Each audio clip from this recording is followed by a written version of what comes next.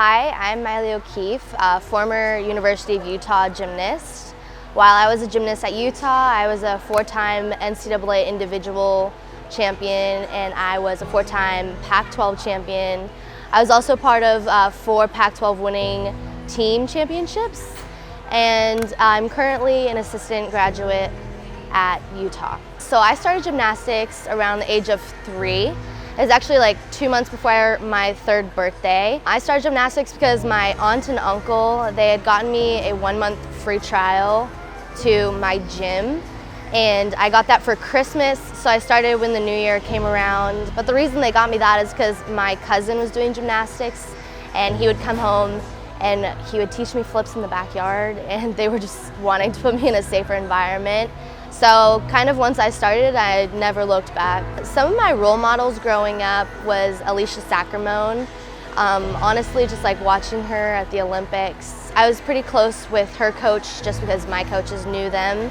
And so it was really cool to have that connection with her coach. And I think that really just like brought me closer to her as a gymnast. And she's an amazing person and a great leader and spokesperson for our sport. Something that made me want to start pursuing college gymnastics was actually just watching it on TV a little bit.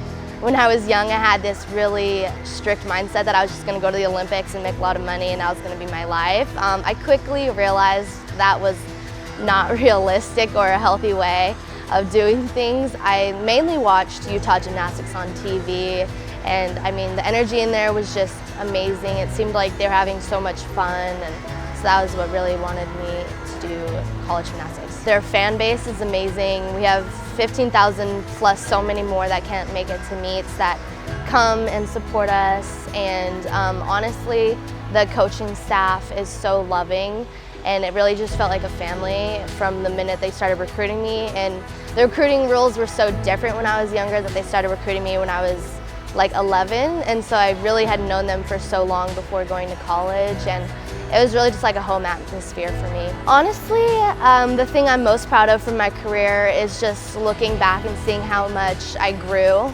Not so much how I grew as an athlete, but more so how I grew as a person. I was this really shy, sheltered, homeschooled kid when I was coming into college, and then I really just kind of flourished into more of a social butterfly, and you know, my people skills have grown and I know more who I am, and it's just cool to look back and see the growth. I think experiencing my first 10 in college was kind of weird, and I only say weird because it was during COVID, and so we actually didn't like have any fans in the stands. I couldn't get hugs from my teammates or like anything like that, but I wouldn't trade it for the world because it really just made all of those other 10s when the crowd was around me that much more special, and so yeah.